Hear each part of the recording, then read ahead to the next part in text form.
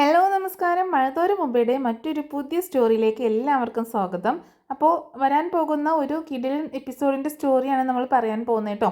എല്ലാവരും സ്റ്റോറി മുഴുവനായിട്ട് കേൾക്കുക, സപ്പോർട്ട് ചെയ്യാൻ. നമ്മുടെ ചാനൽ ആദ്യമായിട്ട് കാണുന്നവരാണെങ്കിൽ ഒന്ന് സബ്സ്ക്രൈബ് ചെയ്യാനും അതുപോലെ വീഡിയോ ഒന്ന് ലൈക്ക് ചെയ്യാനും ഹൈപ്പ് ചെയ്യാനും മറന്നു പോകരുത്. എന്നാൽ നേരെ സ്റ്റോറിയിലേക്ക് പോകാം. അങ്ങനെ ശിവേട്ടൻ നാട്ടിലെത്തുന്നുണ്ട് കേട്ടോ. ശിവശങ്കരമേനോൻ നാട്ടിലേക്ക് വരുന്നുണ്ട്. മനു ആണ് എയർപോർട്ടിൽ പോയിട്ട് കൂട്ടിക്കൊണ്ടുവരുന്നത്. വീട്ടിലേക്ക് എത്തുന്ന ശിവേട്ടനോട് കമല ഭയങ്കരമായിട്ട് പരാതി പറയാണ്. മനു ഒരു കാര്യവും ചെയ്യുന്നില്ല. മനു ആ ഭാഗത്തേക്ക്, ഹരിയുടെ ഭാഗത്തേക്കൊന്നും തിരിഞ്ഞു നോക്കുന്നില്ല എന്നൊക്കെ പറയുന്നുണ്ട്. അലീനയെ അറസ്റ്റ് ചെയ്ത സമയത്ത് മനുവിന് ഭയങ്കര ടെൻഷനായിരുന്നു. അലീനയെ കൊണ്ടുപോയത് എങ്ങനെയെങ്കിലും രക്ഷിക്കാൻ വേണ്ടിയിട്ട് ഇവിടെ കിടന്ന് നെട്ടോട്ടമായിരുന്നു. പക്ഷേ ഹരിയുടെ കാര്യത്തിൽ ഒന്നും ചെയ്യുന്നില്ല. അവൻ്റെ സ്വന്തം ചോരയല്ലേ ഹരി എന്നൊക്കെ പറയുന്നുണ്ട്. ആ സമയത്ത് മനു പറയുന്നുണ്ട്, അച്ഛാ, അലീന അവിടെ തെറ്റൊന്നും ചെയ്തിട്ടില്ല, അതുകൊണ്ടാണ് അലീനയുടെ കാര്യത്തിൽ ഞാൻ ഇടപെട്ടത്. ഹരി അങ്ങനെയല്ല. ഹരി ഏറ്റവും നീചമായ പ്രവൃത്തി ചെയ്ത ഒരാളാണ്, അതുകൊണ്ടാണ് ഹരിയുടെ കാര്യത്തിൽ ഞാൻ ഇടപെടാത്തത്. അച്ഛൻ വരാതെ എനിക്കൊന്നും ചെയ്യാൻ പറ്റത്തില്ല. ഇനി അച്ഛൻ വന്നല്ലോ, എന്താ വേണ്ടതെന്ന് വെച്ചാൽ ചെയ്തു. അച്ഛൻ്റെ കൂടെ ന്യായമായ കാര്യത്തിന് ഞാനും കൂടെ ഉണ്ട് എന്നിങ്ങനെ പറയുകയാണ്. അപ്പോൾ കമല വീണ്ടും മനുവിനെ കുറ്റപ്പെടുത്തുന്നുണ്ട്. അലീനയുടെ പക്ഷം ചേർന്നിട്ടാണ് ഇവൻ എപ്പോഴും സംസാരിക്കാറ്. ആ നശിച്ചവൾ വന്നതിൽ പിന്നെയാണ് നമ്മുടെ കുടുംബം ഇങ്ങനെയായത് എന്നൊക്കെ പറയുകയാണ് നമ്മുടെ കമല ശിവനോട്. അന്നേരം ശിവൻ പറയുന്നുണ്ട്, എൻ്റെ കമലയെ നീ ഒന്നും മിണ്ടാതിരിക്കുക, ഇതിൻ്റെ ഗൗരവമൊന്നും നിനക്ക് അറിയത്തില്ല, ഇത് ഞാൻ കൈകാര്യം ചെയ്തോളാം, നീ ഒന്ന് ഒച്ചപ്പാടുണ്ടാക്കാതിരിക്കുക, എനിക്കറിയാം എന്താണ് ചെയ്തതെന്ന്. നീ നിൻ്റെ മോനെ രക്ഷിക്കണം എന്ന് മാത്രമല്ലേ പറഞ്ഞുകൊണ്ടിരിക്കുന്നത്, അത് മാത്രമല്ല ചെയ്യേണ്ടത്. അവൻ ചെയ്ത പ്രവൃത്തി എന്താണോ എന്ന് നിനക്ക് ഇതുവരെ മനസ്സിലായിട്ടില്ല എന്ന് ചോദിക്കുമ്പോൾ, അവനെ കൊണ്ടുപോയി പെടുത്തിയതാണ് ശിവേട്ട, ആ രോഹിത്ത് കൊണ്ടുപോയി പെടുത്തിയതാണ്, അല്ലാതെ വീട്ടിലിരുന്ന് അവനെ വിളിച്ചു കൊണ്ടുപോയത് രോഹിത് ാണ്.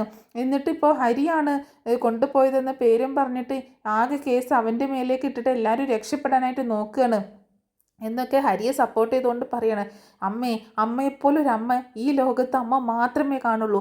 ഇത്രയും ഒരു വൃത്തികെട്ട ഒരു വലിയൊരു തെറ്റ് ചെയ്തിട്ട് ആ മകനെ ന്യായീകരിക്കുന്ന അമ്മയല്ലാതെ വേറെ കാണില്ല. അമ്മയ്ക്കും ഇല്ലേ ഒരു പെൺകുട്ടി, ആ കുട്ടിക്കാണ് ഇങ്ങനെ എന്തെങ്കിലും സംഭവിച്ചിരുന്നെങ്കിൽ, നമ്മുടെ രഞ്ജുവിനാണ് ഇങ്ങനെ എന്തെങ്കിലും സംഭവിച്ചിരുന്നതെങ്കിൽ അപ്പോഴും അമ്മ ഇത് തന്നെ പറയുമായിരുന്നു എന്നിങ്ങനെ ചോദിക്കുമ്പോൾ കമലയുടെ വായടഞ്ഞു പോവുകയാണ്. ഇനി നിങ്ങൾ തമ്മിൽ വഴക്കിടണ്ട, നമുക്ക് എന്താണെങ്കിലും പോലീസ് സ്റ്റേഷനിൽ പോയി അന്വേഷിക്കാം എന്നൊക്കെ പറയുന്നുണ്ട്. അച്ഛാ, ആദ്യം അങ്കിളിനെ ഒന്ന് കാണണം, അങ്കിള് ഹോസ്പിറ്റലിലാണ് എന്ന് പറയാട്ടോ. അപ്പോൾ ഹോസ്പിറ്റലിൽ നിന്ന് ഒരു പക്ഷേ ഇന്ന് ഡിസ്ചാർജ് ആവുമായിരിക്കും എന്നുകൂടി പറയുന്നുണ്ട് മനു. എന്നാൽ നമുക്ക് നേരെ വീട്ടിലേക്ക് പോവാം, ഇന്ന് ഏതായാലും വയ്യ, ഇന്ന് നമുക്ക് പോലീസ് സ്റ്റേഷനിൽ പോയിട്ടൊന്ന് കാര്യങ്ങളൊക്കെ അന്വേഷിച്ചതിന് ശേഷം നാളെ ബാലചന്ദ്രനെ പോയി കാണാം എന്നൊക്കെ പറയുന്നുണ്ട്. അങ്ങനെ ഇവർ രണ്ടുപേരും കൂടെ പോലീസ് സ്റ്റേഷനിലേക്ക് പോകാൻ നിൽക്കുന്നുണ്ട് കേട്ടോ. അപ്പോൾ മനു പറയുന്നുണ്ട്, ഇപ്പം അച്ഛനൊന്ന് വിശ്രമിക്കുക, എന്തായാലും നാളെ നമുക്ക് ഒറ്റ പോക്കായിട്ട് അങ്ങനെ ഇറങ്ങാം, ബാലചന്ദ്രൻ്റെ അങ്കിളിനെയും കാണാം, അതിനുശേഷം പോലീസ് സ്റ്റേഷനിലും പോവാം എന്നൊക്കെ പറയുന്നുണ്ട്. ഇന്നിപ്പോൾ ഇത്രയും യാത്ര കഴിഞ്ഞ് വന്നതല്ലേ, ഒന്ന് വിശ്രമിക്കുക എന്ന് മനു പറയുമ്പോൾ ശിവേട്ടൻ എങ്ങനെ മനസ്സ് വരുന്നു ഇങ്ങനെ വീട്ടിലിരിക്കാനായിട്ട്? നമ്മുടെ മോൻ അവിടെ ജയിലിൽ ലോക്കപ്പിലാണ്, പോലീസിൻ്റെ ഇടിയും കൊണ്ടിട്ട്. അവനെ ഇവിടെ കൊണ്ടുവന്ന സമയത്ത് അവൻ്റെ അവസ്ഥ ഞാൻ കണ്ടതാണ്. പോലീസുകാർ തല്ലിച്ചതയ്ക്കാത്ത ഒരു സ്ഥലം പോലും അവൻ്റെ ശരീരത്തിലില്ല, അത്രയും നല്ല തല്ല് കിട്ടിയിട്ടുണ്ട് എന്നൊക്കെ പറയുമ്പോൾ അത് അവൻ്റെ കയ്യിലിരിപ്പോണ്ടാണ്. അമ്മ ഒന്നും മിണ്ടാതിരിക്കുക, അച്ഛൻ പോയി റെസ്റ്റ് എടുക്കുക എന്ന് പറഞ്ഞിട്ട് മനു അങ്ങനെ പറഞ്ഞയക്കുന്നുണ്ട്. അങ്ങനെ പിന്നീട് രണ്ടുപേരും കൂടെ പിറ്റേ ദിവസം ഇങ്ങനെ ബാലചന്ദ്രനെ കാണാനായിട്ട് പോവുകയാണ്. അപ്പോൾ അലീനയാണ് വന്ന് ഡോറ് തുറക്കുന്നത്. അലീനയെ കാണുമ്പോൾ ഇങ്ങനെ ശിവനും മനു ഒന്ന് നോക്കുന്നുണ്ട്. ശിവശങ്കരൻ ചോദിക്കുന്നുണ്ട്, ബാലചന്ദ്രൻ എവിടെയാണെന്ന് ചോദിക്കുമ്പോൾ മുകളിലാണ് അങ്കിള് എന്ന് പറയുന്നുണ്ട്. അങ്ങനെ ബാലചന്ദ്രനെ കാണാനായിട്ട് ശിവനും മനുവും കൂടെ മുകളിലേക്ക് പോവുകയാണ്. അങ്ങനെ ബാലചന്ദ്രനെ കണ്ടതും ബാലചന്ദ്രനോട് ശിവൻ ചോദിക്കുന്നുണ്ട്, എന്താ ബാലചന്ദ്ര തനിക്ക് പറ്റിയത്, ഇപ്പോൾ ഓക്കെ ആണോ എന്നൊക്കെ ചോദിക്കുമ്പോൾ ഇപ്പോൾ കുഴപ്പമൊന്നുമില്ല ശിവേട്ട എന്ന് പറയുന്നുണ്ട്. ശിവേട്ടൻ ഇതെപ്പോൾ എത്തി? ഞാൻ ഇന്നലെ എത്തിയതാണ് എന്ന് പറയാണ്. അപ്പോൾ ബാലചന്ദ്രൻ ചോദിക്കുന്നുണ്ട്, എന്താ ബാലേന്ദ്ര ഒരു രക്ഷാമാർഗം, നമ്മുടെ കുട്ടികൾ രണ്ടുപേരും ഒരു ഊരാക്കുടുക്കിൽ പെട്ടുപോയല്ലോ എന്ന് പറയണം. ഇന്നലെ വന്നപ്പോൾ മുതലുള്ള നെട്ടോട്ടാണ്, ഒരു ആപത്ത് വന്നപ്പോൾ സഹായിക്കാൻ ഒറ്റൊരുത്തനും ഇല്ല എന്ന് പറയാണ്. ഓരോ കാര്യത്തിന് കൈ നീട്ടി വരും പല രാഷ്ട്രീയക്കാരും. ഇപ്പോൾ നമ്മളെ കണ്ടാലൊന്നും മൈൻഡ് ചെയ്യുന്നില്ല, അവരൊക്കെ മാറിപ്പോവുകയാണ് ചെയ്യുന്നത്. അവരുടെയൊക്കെ മക്കളോ മരുമക്കളോ ഒക്കെ ആയിരിക്കണം കേസ് മറിച്ച് തിരിച്ച് വളച്ചൊടിച്ച് അവസാനം അവരുടെ ഭാഗത്തേക്ക് ആക്കി തീർക്കും. ആരെയും കുറ്റം പറഞ്ഞിട്ട് കാര്യമില്ല ശിവേട്ടാ, നമ്മുടെ മക്കൾ തെറ്റ് ചെയ്തു, അതിന് ശിക്ഷ അനുഭവിക്കാതെ വയ്യ. തെറ്റ് ചെയ്യുന്നവരെല്ലാം ശിക്ഷ അനുഭവിക്കുന്നുണ്ടോ ബാലേന്ദ്ര എന്ന് ശിവശങ്കരൻ മേനോൻ്റെ ചോദ്യം കേട്ടിട്ട് ബാലചന്ദ്രൻ പറയാണ്, ഇല്ല, അതറിയാനായിട്ട് ഞാൻ ഒരുപാട് വൈകി. തെറ്റ് ചെയ്യുന്നവർ മിടുക്കന്മാരും മിടുക്കുകളുമായി സുരക്ഷിതമായി ജീവിക്കുന്നുണ്ടെന്ന് അല്പം മുൻപാണ് ഞാൻ മനസ്സിലാക്കിയത്. തെറ്റ് ചെയ്യാത്തവർ ഭയങ്കര ശിക്ഷ അനുഭവിക്കുന്നുണ്ടെന്നും. ബാലചന്ദ്രൻ്റെ കുത്തുന്ന വാക്കുകൾ കേട്ടതും ശിവന് ദേഷ്യം വന്നെങ്കിലും തൽക്കാലം അദ്ദേഹം അടക്കി വെക്കുന്നുണ്ട്. ഇപ്പോൾ പഴയ കാര്യങ്ങളൊന്നും ബാലചന്ദ്രനോട് സംസാരിക്കാൻ വയ്യ. തൻ്റെ മകനെ എങ്ങനെയെങ്കിലും രക്ഷിക്കണം, അതിനുള്ള എന്തെങ്കിലും വഴി കിട്ടണം. അതുമാത്രമാണ് ശിവശങ്കരൻ്റെ ലക്ഷ്യം. അതിനുവേണ്ടി മാത്രമാണ് ബാലചന്ദ്രനെ തേടി വന്നിട്ടുള്ളത്. കഴിഞ്ഞതൊക്കെ പറഞ്ഞിട്ട് എന്താ കാര്യം ബാലേന്ദ്ര? ഇപ്പോൾ നമ്മുടെ രോഹിത്തിനെയും ഹരിയെയും രക്ഷിക്കണം. അതിന് മാത്രമാണ് ഞാൻ ഗൾഫിൽ നിന്ന് ഇത്രയും ബുദ്ധിമുട്ടിയിട്ട് വന്നത്. എനിക്കറിയില്ല, എനിക്ക് പറ്റാവുന്ന രീതിയിലൊക്കെ ഞാൻ ശ്രമിക്കുന്നുണ്ട്. പക്ഷേ രോഹിത്ത് അത്തരത്തിലുള്ള ഒരു കെണിയിൽപ്പെട്ടതിന് കാരണം ഹരിശങ്കറാണ്. ഇത് കേട്ടതും ശിവന് ദേഷ്യം വരികയാണ്. ഹരിയോ? അതെ, പല കേസുകളിലും രോഹിത്തിനെ കൂട്ടിക്കൊണ്ട് പോയി ചാടിക്കുന്നത് അവനാണ്. അവനായിട്ടുള്ള കൂട്ടുകെട്ട് വേണ്ടെന്ന് പലതവണ ഞാൻ പറഞ്ഞതാണ്, അലീനയും പറഞ്ഞതാണ്. പക്ഷേ രോഹിത്ത് കേട്ടില്ല. അനുഭവിക്കട്ടെ, മനുഷ്യന്മാരായാലേ പറഞ്ഞാൽ കുറച്ച് കേൾക്കണം, അല്ലെങ്കിൽ ഇതല്ല ഇതിനപ്പുറം വരും എന്ന് ബാലചന്ദ്രൻ പറയുമ്പോൾ ആ സമയത്ത് ശിവൻ പറയുന്നുണ്ട്, അല്ല, ആരെന്ത് തെറ്റ് ചെയ്തെന്നാ? അവൻ എന്താ കൊച്ചുകുട്ടിയാണ്? അവനെ കൊണ്ട് പറഞ്ഞു ചെയ്യിപ്പിക്കാൻ എല്ലാത്തിനും രോഹിത്തും കൂട്ടുണ്ട്. അതുകൊണ്ടാണ് അങ്ങനെയൊക്കെ സംഭവിച്ചത്. നിങ്ങൾ ഇങ്ങനെ തമ്മിൽ തല്ലാനാണോ ഇങ്ങോട്ടേക്ക് വന്നത്? എന്തെങ്കിലും ഒരു രക്ഷാമാർഗം ഉണ്ടോ എന്ന് ആലോചിക്കാനല്ലേ നമ്മൾ ഇങ്ങോട്ടേക്ക് വന്നത് അച്ഛ എന്ന് മനു ശിവനോട് ചോദിക്കുകയാണ്. എന്ത് പറയാനാണ്? ബാലചന്ദ്രൻ പറയുന്നത് കേട്ടോ മനു, നീ എല്ലാം ചെയ്യിപ്പിച്ചത് ഹരിയാണെന്ന്. ഹരി അത്രയ്ക്ക് മോശക്കാരനൊന്നുമല്ല. അതെ, അങ്ങനെ പറയാണ് ശിവൻ. അപ്പോൾ മനു പറയുന്നുണ്ട്, ഹരി രോഹിത്തും മോശക്കാരാണോ അല്ലേ എന്നുള്ളതൊക്കെ ഇപ്പോൾ തെളിഞ്ഞിട്ടുണ്ട്. ഇനി ബാക്കിയുള്ളത് കോടതി തെളിയിക്കും.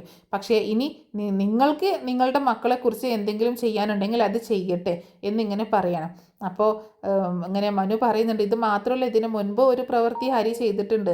അന്ന് ശരിക്കും പോലീസിനെ കൊണ്ട് പിടിപ്പിക്കേണ്ടതായിരുന്നു. പക്ഷേ അലീനയുടെ നല്ല മനസ്സുകൊണ്ടാണ് അവനെ വെറുതെ വിട്ടത് എന്നൊക്കെ പറയാട്ടോ മനുവും പറയുന്നുണ്ട്. അങ്ങനെ അലീനയ്ക്കും അവർ മയക്കുമരുന്ന്. അപ്പോൾ എന്ത് കേസിലാണ് നീ പറയുന്നത് എന്ന് മനു ചോദിക്കുന്ന സമയത്ത് മനുവിനോട് ശിവൻ ചോദിക്കുന്നുണ്ട്. അപ്പോൾ ശിവൻ ഈ കാര്യങ്ങളൊന്നും അറിഞ്ഞിട്ടില്ല. അലീനയുടെ കേസ് ഇങ്ങനെയാണെന്നുള്ള കാര്യങ്ങളൊന്നും ശിവൻ അറിയത്തില്ല. അപ്പോൾ ബാലചന്ദ്രൻ പറയുന്നുണ്ട്, അന്ന് അലീന കത്രി കൊണ്ട് കുത്തേറ്റിട്ട് ഹോസ്പിറ്റലിൽ കിടന്നത് എന്തിനാണെന്നാണ് ശിവേട്ടൻ കരുതിയത്? അന്ന് അലീനയ്ക്കും അവർ മയക്കുമരുന്ന് ജ്യൂസിൽ കലർത്തി കൊടുത്ത് അവളെ റേപ്പ് ചെയ്യാൻ ശ്രമിച്ചു. അവൾ കഷ്ടിച്ച് രക്ഷപ്പെട്ടത് ഒരു കത്രിക കിട്ടിയത് കൊണ്ടാണ്. ആ കത്രിക തൻ്റെ തന്നെ വയറ്റിലേക്ക് കുത്തിക്കയറ്റി അവൾ രക്ഷാമാർഗം തേടി. അപ്പോഴേക്കും രണ്ടുപേരും കൂടെ അവിടെ നിന്ന് അവളെ അവിടെ ഇട്ടിട്ട് ഓടിമറിഞ്ഞു. അന്ന് പോലീസ് അവളെ ചോദ്യം ചെയ്തപ്പോൾ അവർ രണ്ടുപേരും തെറ്റ് ചെയ്തതായിട്ട് അവൾ പറഞ്ഞില്ല. കാരണം കത്രിക അബദ്ധത്തിൽ തൻ്റെ വയറ്റിൽ കുത്തി കയറിയതാണ് എന്ന രീതിയിലാണ് പറഞ്ഞത്. അതുകൊണ്ടാണ് അന്ന് അവർ രക്ഷപ്പെട്ടത്. ഇത് ഇപ്പോഴാണ് ശിവൻ ഇക്കാര്യം അറിയുന്നത് കേട്ടോ. അപ്പോൾ ഹരിയും രോഹിത്തും കൂടെ അലീനയോട് ഇങ്ങനെ ഒരു ചതി ചെയ്തിട്ടുണ്ടെന്ന കാര്യം ഇപ്പോഴാണ് അറിയുന്നത്.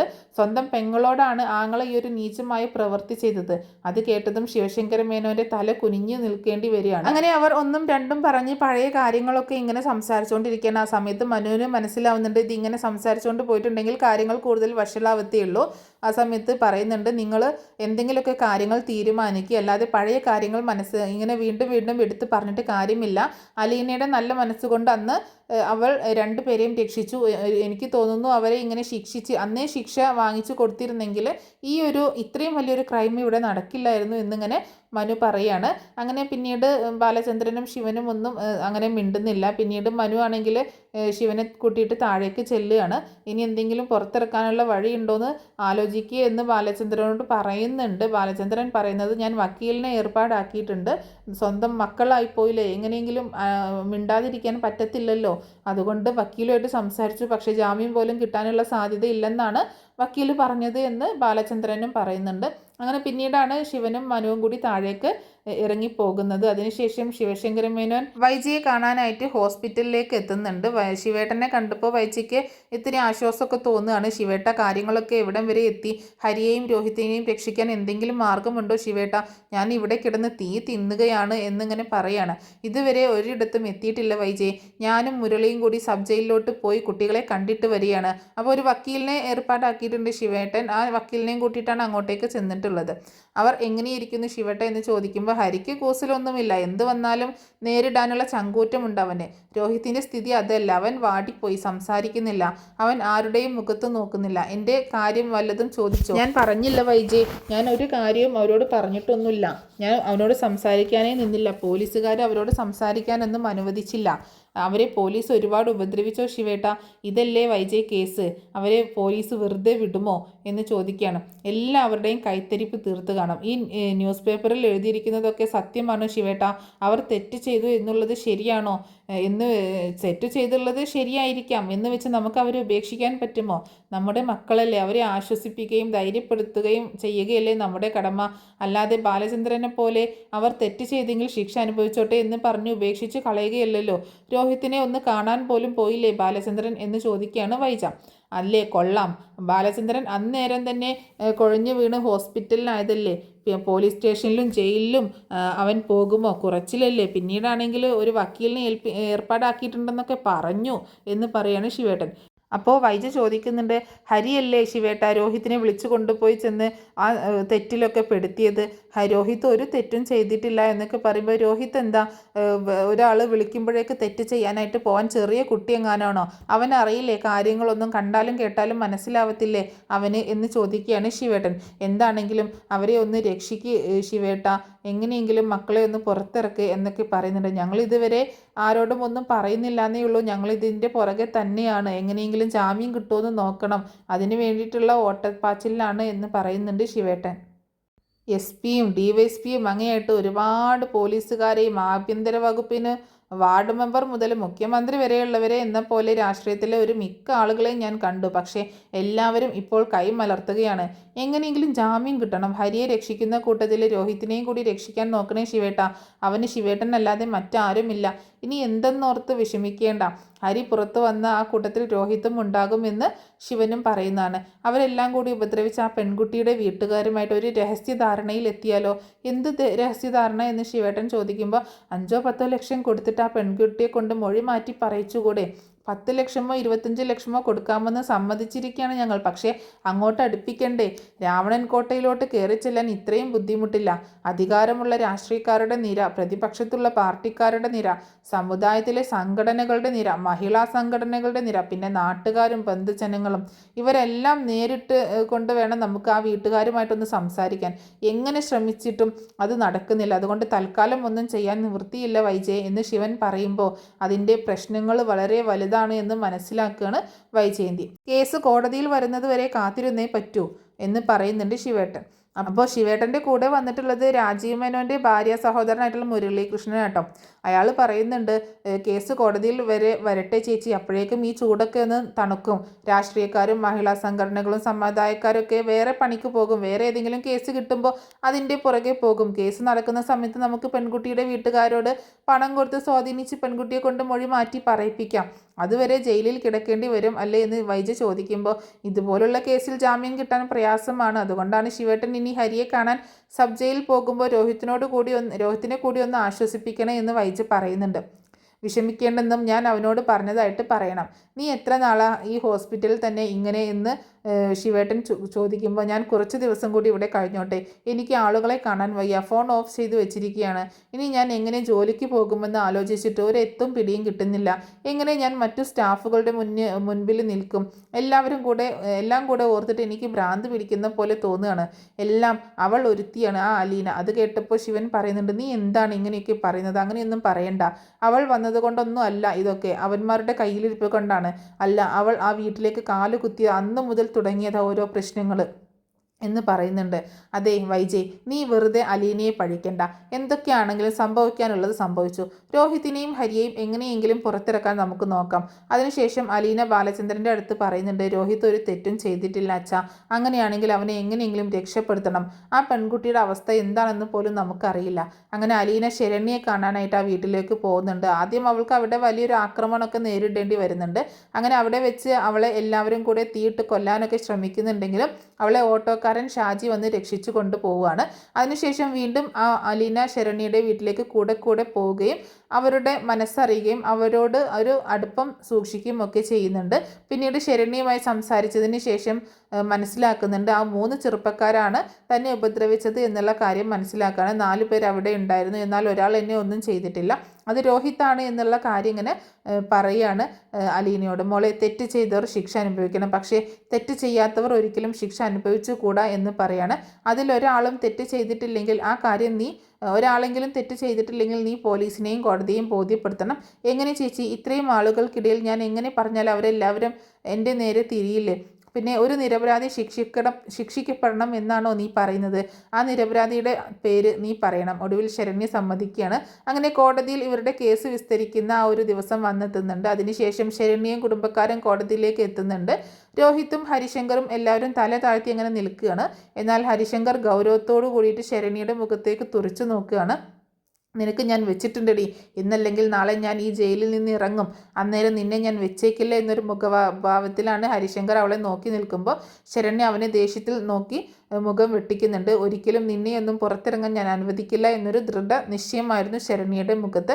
അങ്ങനെ ശരണ്യയെ കോടതിയിൽ മുറിയിൽ വെച്ച് വക്കീലുമാർ മാറി മാറി ചോദ്യം ചെയ്യുമ്പോൾ തന്നെ ഉപദ്രവിച്ചത് 3 ചെറുപ്പക്കാരാണെന്ന് അവൾ സമ്മതിക്കുന്നുണ്ട്. അവർ ആരൊക്കെ എന്ന് ചോദിക്കുമ്പോൾ ഹരിയുടെയും മറ്റു 2 പേരുടെയും നേർക്ക് അവർ വിരൽ ചൂണ്ടുകയാണ്. എന്നാൽ രോഹിത് തന്നെ ഒന്നും ചെയ്തിട്ടില്ല, ആ വീട്ടിൽ ഉണ്ടായിരുന്നു എന്നുള്ളത് സത്യമാണ്, പക്ഷേ അയാൾ എന്നെ തൊട്ടിട്ട് പോലും ഇല്ല എന്നിങ്ങനെ പറയാണ്. എൻ്റെ ഭാഗത്തേക്ക് വന്നത് പോലുമില്ല എന്ന് ശരണ്യ തുറന്ന് പറയുന്നുണ്ട്.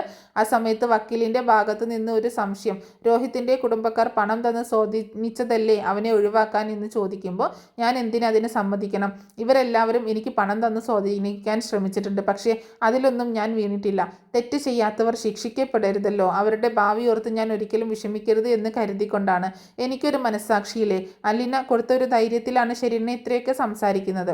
ശരണ്യക്ക് ധൈര്യം പകർന്ന അലീന അങ്ങനെ അവിടെ തന്നെ ഉണ്ട് കേട്ടോ. കോടതി രോഹിത്തിനെ ജാമ്യത്തിൽ വിട്ടയക്കുന്നുണ്ട്. രോഹിത്ത് പുറത്തിറങ്ങിയതും ആദ്യം ശരണ്യയുടെ അടുത്തേക്ക് ചെല്ലുന്നുണ്ട്. എന്നിട്ട് കൈകൂപ്പി രോഹിത് ശരണ്യോട് പറയുന്നുണ്ട്, മാപ്പ്. ഇതിനെ എങ്ങനെ നന്ദി പറയണമെന്ന് എനിക്കറിയില്ല. ഞാനൊരു തെറ്റും ചെയ്തിട്ടില്ലായിരുന്നു. ഹരിയുടെ വാക്ക് കേട്ട് ആ വീട്ടിലേക്ക് വന്നതാണ് ഞാൻ ചെയ്ത ഏക തെറ്റ് എന്ന് പറഞ്ഞ് കൈകൂക്കുമ്പോൾ ശരണ്യ പറയുന്നുണ്ട്, എന്നോടെല്ലാം മാപ്പും പറയേണ്ടതും നന്ദി പറയേണ്ടതും ദേ ഈ അലീന ചേച്ചിയോടാണ്. അലീന ചേച്ചി ഇല്ലായിരുന്നെങ്കിൽ ഒരിക്കലും ഇത്ര ധൈര്യം സംഭരിച്ച് ഞാൻ അവിടെ നിൽക്കില്ലായിരുന്നു. എനിക്ക് താങ്ങും തണലുമായി ആശ്വാസം തന്നത് എൻ്റെ ചേച്ചിയാണ്. എന്നെ ഇവിടെ ഒരു മനോധൈര്യത്തിലും ആത്മവിശ്വാസത്തിലും ഈ കോടതി മുറിക്കുള്ളിൽ കൊണ്ടുവന്നതും അലീന ചേച്ചിയാണ്. ആദ്യം അലീന ചേച്ചിയോടാണ് നന്ദിയും കടപ്പാടും വേണ്ടത്, ഈ ശരണ്യയോടല്ല എന്നിങ്ങനെ പറയാണ്. ഞാൻ എൻ്റെ മനസ്സാക്ഷിക്ക് നിരക്കാത്തത് ചെയ്യില്ല. ആ ഒരു ധൈര്യം പോലും എനിക്ക് തന്നത് ഈ ചേച്ചിയാണ്. ആ റൂമിനുള്ളിൽ നിന്ന് പുറത്തിറങ്ങാൻ മടിച്ച് എനിക്ക് ഇപ്പോഴും ആത്മവിശ്വാസം പകർന്ന് എന്നെ പഴയ ശരണ്യയാക്കി മാറ്റിയത് ഈ ചേച്ചിയാണ് എന്ന് അലീനയെ ചൂണ്ടിക്കാണിച്ചുകൊണ്ട് ഇങ്ങനെ പറയാണ്. രോഹിതിന് താൻ എത്ര ചെറുതായി എന്ന് മനസ്സിലാവുകയാണ്. തന്നെ കൂടപ്പിറപ്പ് പോലെ സ്നേഹിച്ചിട്ടും ഒരിക്കൽ പോലും അവളെ ഞാൻ ദ്രോഹിക്കുകയല്ലാതെ നന്ദി പോലൊരു വാക്ക് പോലും പറഞ്ഞിട്ടില്ല അലീനയോട്. അങ്ങനെ രോഹിത് കണ്ണീരോടെ അലീനയുടെ കാലിൽ വീഴുന്നുണ്ട്. മാപ്പ് ചേച്ചി, എനിക്ക് മാപ്പ് തരണം എന്ന് പറയണം. ബാലചന്ദ്രൻ അവരെ ചേർത്ത് പിടിച്ചുകൊണ്ട് കാറിൽ കയറ്റി പോവുകയാണ്. വീണ്ടും രോഹിത്തിനെ കോടതി വെറുതെ വിട്ടെന്നും 4 പേരിൽ ഒരാൾ കുറ്റം ചെയ്തിട്ടില്ലെന്നും കോടതിക്ക് ബോധ്യപ്പെട്ടെന്ന കാര്യമൊക്കെ പേപ്പറിൽ തന്നെ അച്ചടിച്ച് വരുന്നുണ്ട്. ഹരിശങ്കറിനെയും മറ്റു 2 പേരെയും പോലീസ് അറസ്റ്റ് ചെയ്ത് വീണ്ടും കൊണ്ടുപോവാണ്. അവർക്ക് ജാമ്യം പോലും ലഭിച്ചില്ല, അവർ ശിക്ഷിക്കപ്പെടുന്നുണ്ട്. അങ്ങനെ രോഹിത്ത് വീട്ടിലേക്ക് പോകാൻ മടിച്ചു നിൽക്കുമ്പോൾ അലീന അവനെ ചേർത്ത് പിടിച്ച് പറയണം, എന്തിനാ രോഹിത്തെ, സ്വന്തം പെങ്ങന്മാരുടെ മുഖത്തേക്ക് നോക്കാൻ പോലും നിനക്ക് മടിയാണോ? നീ ഒരു തെറ്റും ചെയ്തിട്ടില്ലെന്ന് ഈ ലോകത്തിന് മുഴുവൻ മനസ്സിലായി, പിന്നെ എന്തിനു പേടിക്കണം? എനിക്ക് വയ്യ ചേച്ചി, അവിടെ ഒരിക്കലും എനിക്ക് ഇനി കോളേജിലേക്കോ ഒന്ന് പുറത്തിറങ്ങാനോ പോലും പറ്റത്തില്ല. എങ്ങനെയൊക്കെ ആയാലും എല്ലാവരുടെയും കണ്ണിൽ ഞാനൊരു പീഡന കേസിലെ പ്രതി തന്നെയാണ്. കാശ് കൊടുത്ത് എന്നെ പുറത്തിറക്കി എന്ന് മാത്രമേ അവരൊക്കെ ചിന്തിക്കൂ. അങ്ങനെയൊന്നും ഉണ്ടാവില്ല. നീ തലയുയർത്തി പിടിച്ച് തന്നെ കോളേജിലേക്ക് പോകണം, എന്നാലേ നീ തെറ്റ് ചെയ്തിട്ടില്ലെന്ന് എല്ലാവർക്കും മനസ്സിലാവുകയുള്ളൂ എന്ന് പറയണം. അങ്ങനെ അവന് ആത്മവിശ്വാസം പകർന്നു നൽകുകയാണ് അലീന. അങ്ങനെ രോഹിത്തിൻ്റെ അവസ്ഥയാണെങ്കിലോ, തന്നെ കൂടപ്പിറപ്പ് പോലെ സ്നേഹിച്ച അലീനയാണല്ലോ ഞാൻ ഇത്രയും നാൾ ഉപദ്രവിച്ചത്. അലീനയോട് എങ്ങനെ നന്ദി പറയണമെന്ന് പോലും അവൻ്റെ മനസ്സിൽ ഇങ്ങനെ ഒരു തോന്നുന്നില്ല. അവന് ഭയങ്കര സങ്കടം തോന്നുകയാണ്. അങ്ങനെ ഒരു ഭയങ്കര വിഷമത്തിലാണ്. അപ്പോഴാണ് അലീനയ്ക്ക് ഒരു ബുദ്ധി തോന്നിയത്, രോഹിത്തിനെ കുറച്ച് ദിവസം ഇവിടുന്ന് മാറ്റി നിർത്താമെന്ന്. അങ്ങനെ ആ സമയത്ത് ബാലചന്ദ്രൻ ചോദിക്കും, അവനെ എവിടേക്ക് മാറ്റും നമ്മൾ, എന്താ അതിനൊരു വഴി എന്നൊക്കെ ചോദിക്കുമ്പോൾ ഞാനൊന്ന് ആലോചിക്കട്ടെ എന്നും പറയണം. അങ്ങനെ രേവതിക്കുട്ടിയെ വിളിക്കുന്നുണ്ട് അലീന.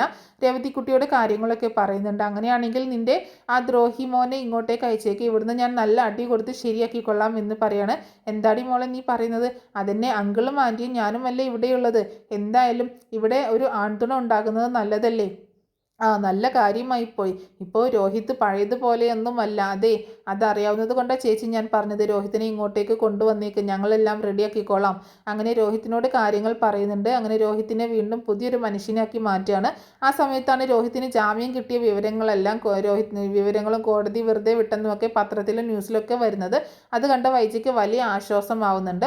രോഹിത് ഒരു തെറ്റും ചെയ്തിട്ടില്ലെന്ന് ആ പെൺകുട്ടി കോടതിയിൽ മൊഴി നൽകിയെന്നും മറ്റു 3 പേരെ ജാമ്യം അനുവദിക്കാതെ ജയിലിലോട്ട് മാറ്റിയെന്നും കേട്ടപ്പോൾ ഒരു ആശ്വാസം തോന്നുകയാണ്. ഹരിയുടെ കാര്യത്തിൽ വൈജയ്ക്ക് ചെറിയൊരു വേദന ഉണ്ടെങ്കിലും തൻ്റെ മകൻ ഒരു തെറ്റും ചെയ്തിട്ടില്ല എന്നറിഞ്ഞപ്പോൾ സന്തോഷം തോന്നുകയാണ്. അങ്ങനെ അതിൽ ഒരു മകൻ രക്ഷപ്പെട്ടത് ഓർത്തപ്പോൾ മറ്റുള്ളവരുടെ മുന്നിൽ നാണക്കേട് ഒഴിവായി എന്നതോർത്ത് വൈജയന്തിക്ക് നല്ല ആശ്വാസം തോന്നുന്നുണ്ട്. വലിയൊരു സന്തോഷത്തിൽ നിൽക്കുന്ന ആ സമയത്താണ് ബാലചന്ദ്രൻ അങ്ങോട്ടേക്ക് വരുന്നത്. ബാലചന്ദ്രൻ പറയുന്നുണ്ട്, നിന്റെ മകൻ തെറ്റ് ചെയ്തിട്ടില്ല, അതുകൊണ്ട് അവനെ രക്ഷിച്ചെടുത്തു.